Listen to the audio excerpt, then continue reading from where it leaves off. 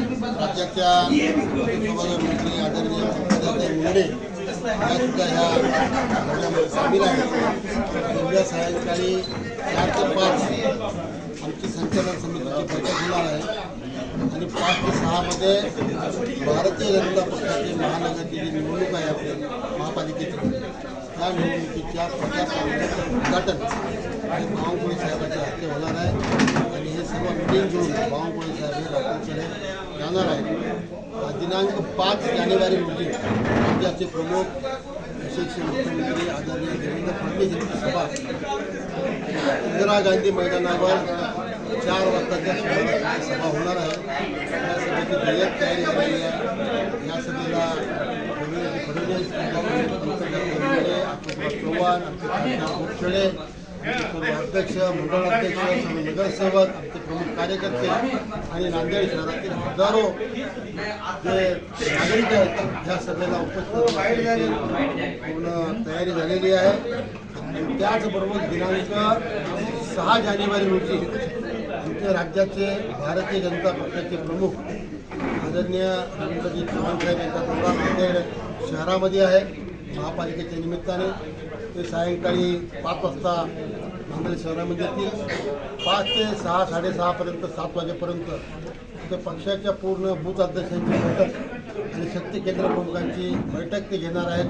इथंच आमचं आम्ही जे नव्याने कार्यालय करत आहोत त्या कार्यालयामध्ये त्या ठिकाणी आमची ही मिटिंग होईल आणि त्या मिटिंगमध्ये आम्हाला रवींद्रजी चव्हाण मार्गदर्शन करतील आणि संध्याकाळी ते लातूरकडे प्रयाण करणार आहेत. त्याआधी एक सभा नांदेड शहरामध्ये मोठी जाहीर सभा घेऊन ते जाणार आहेत.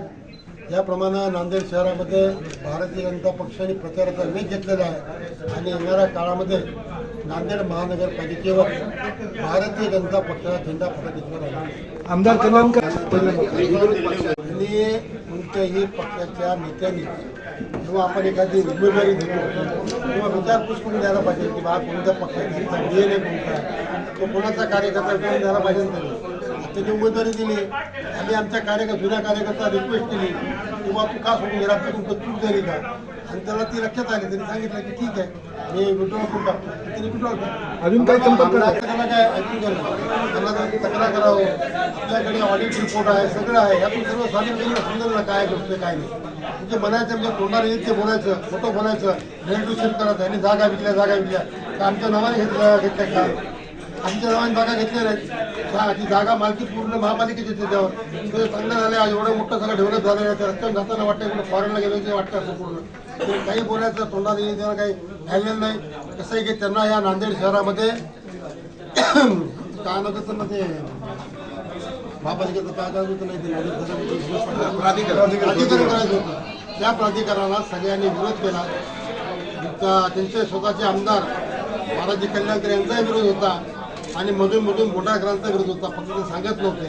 कारण प्राधिकरण आलं असतं तर महापालिकेवर पूर्ण गदा आली असती, महापालिकेचे पूर्ण अधिकार कमी झाले असते आणि प्राधिकरण फक्त मुंबई पूर्णचं कुठे सक्सेस झालेलं नाही. त्याचा पूर्ण अभ्यास करून साहेबांनी मांडल्यानंतर सर्व अधिकारी, सेक्रेटरी लेवलचे अधिकारी, उपमुख्यमंत्री एकनाथ शिंदे साहेबांना समजलं. त्यामुळे त्यांनी हा विषय गुंडाळून ठेवला. काही लोकांना प्राधिकरण काय होतं, प्राधिकरण उठलं नाराज आहेत त्या अशोकरावच्यावर. त्याच्यामुळे ते बेताल वक्तव्य करतात. बहुतेक असं वाढ नाही पण गुण लागला जे संकेत गेलेत त्यांच्यामुळे कदाचित ते बोलतात. नगरपालिकामध्ये भारतीय जनता पक्ष स्वतंत्रपणे 67 जागा लढत आहे. आमची कुठली बी टीम नाही आहे, सी टीम नाही आहे, डी टीम नाही आहे. आम्ही आमच्या पूर्ण ताकदीवर 67 जागा लढत आहोत आणि येणाऱ्या काळामध्ये स्पष्ट बहुमत भारतीय जनता पक्षाचं महानगरपालिकेत येणार.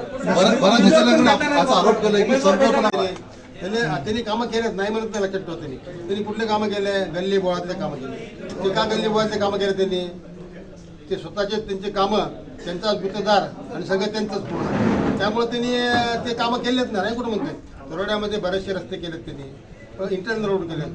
असा एकही मोठा प्रोजेक्ट बालाजी कल्याणकरनी केला नाही की त्यांच्या नेत्यांनी कुणीही केलेला नाही आहे. अशोकराव चव्हाण साहेबांनी जेव्हा बांधकाम मंत्री होते आणि कोरोना होता त्या काळामध्ये पूर्ण रचना करून व्यवस्थितपणे नांदेड शहराला, नांदेड जिल्ह्याला, मग तेव्हा अशोकराव चव्हाण साहेब काँग्रेसमध्ये होते पण त्या काळामध्ये 4 आमदार हे भारतीय जनता पक्षाचे असताना सुद्धा मग आमचे केराम साहेब असो किंवा राजेश पवार साहेब असो किंवा तुषार असो, सर्व भागामध्ये आपल्या जिल्ह्याचा विकास करायचा म्हणून 8,000 कोटी रुपये नांदेड जिल्ह्याला आणले. तेव्हा त्या काळात विविध रस्ते झालेले आहेत. तुम्ही बघू शकता, निळा ते ट्रिपल IT 62 रुपयाचा रस्ता, 1,320 कोटीचा रस्ता आहे. तो काय बालाजीच्या ह्याच्यातून गेला म्हणून बालाजीने केला, बालाजीने केला का? असं नाही आहे ना. शेवटी कसं आहे की मंत्रिमंडळाने केलेलं आहे. समृद्धी महामार्ग आपण जालन्यापासून नांदेडपर्यंत फायदा होणार, सगळ्यांना होणार फायदा त्याचा. आता काय सगळ्या त्या आमदारांनी म्हणावं का मीच केलं म्हणावं का? थोडंच आहे. गुरुदागतीमध्ये जे ड्रेनेजचं काम ज्या गुत्तेदारांनी केले होते तेच त्यांनी लेवलिंगचं काम केलं नाही म्हणून आणखी ते काम चालू झालं. वडेट्टीवारांनी सभागृहातही तसा आरोप केला होता की हे काम उभं हिंदू काम आहे.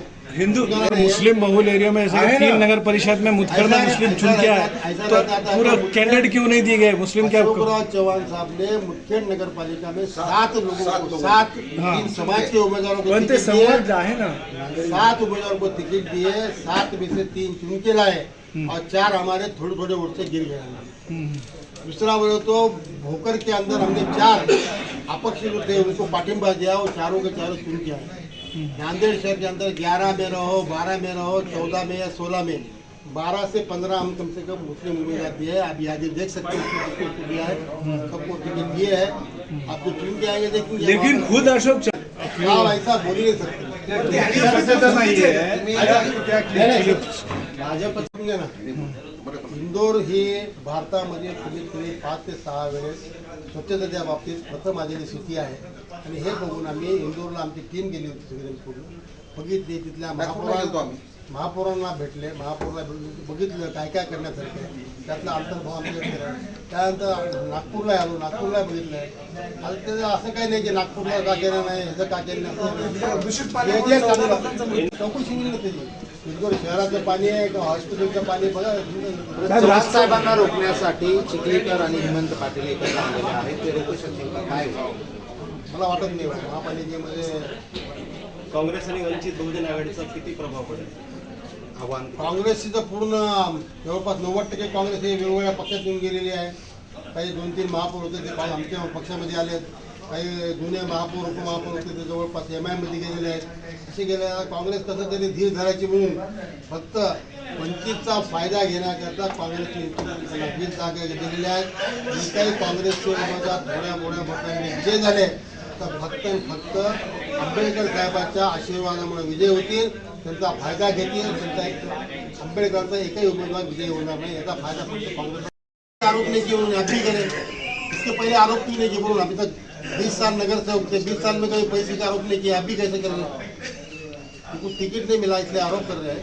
कोई बात बरं, ज्या पद्धतीचे ऑडिओ क्लिप मुस्लिमांना तिकीट दिले ना आम्ही 11, 12, 13, 14 मध्ये बघा ना, आमच्या पॅनलमध्ये बघा ना तुम्ही. मुस्लिमांना 4-4 जण प्रभागात दिले त्या आम्ही. प्रभागातली परिस्थिती कदाचित ती विहित झाली असेल, या पलीकडे काही नाही. उलट मुस्लिम हिंदू हा विषय नाहीच भारतीय जनता पक्षाकडे. सबका साथ सबका विकास. शहरामध्ये 12 ठिकाणी आम्ही बौद्ध समाजाला उमेदवारी दिलेली आहे, 2-3 ठिकाणी आम्ही मातंग समाजाला दिलेली आहे, मुस्लिम समाजाला दिलेली आहे, प्रत्येक धनगर समाजाला दिलेली आहे. जेवढे घटक आहेत तेवढ्या घटकांना आम्ही ऍडजस्ट करायचा प्रयत्न केला. मुळातल्या भाजपच्या कार्यकर्त्यांना किती डॉक्टर, इंजिनियर, क्वालिफाईड तज्ञ लोकांना तुम्ही उमेदवारी दिली? त्या लोकांनी तिकीट मागितलंच नाही ना. त्यांनी मागितलं मागितलं असतं तर केलं असतं.